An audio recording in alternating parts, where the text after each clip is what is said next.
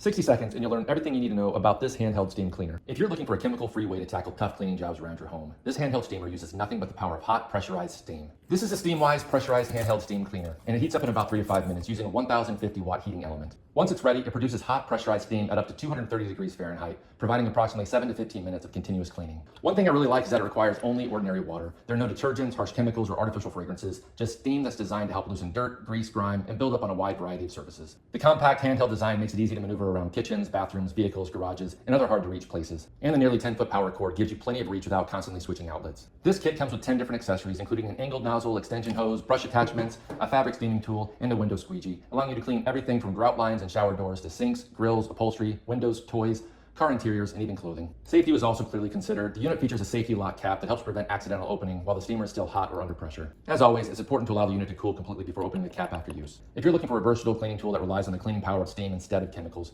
this offers a convenient solution for tackling a wide range of household cleaning tasks. Fast heating, multiple accessories, and the natural cleaning power of steam, all in one portable handheld unit.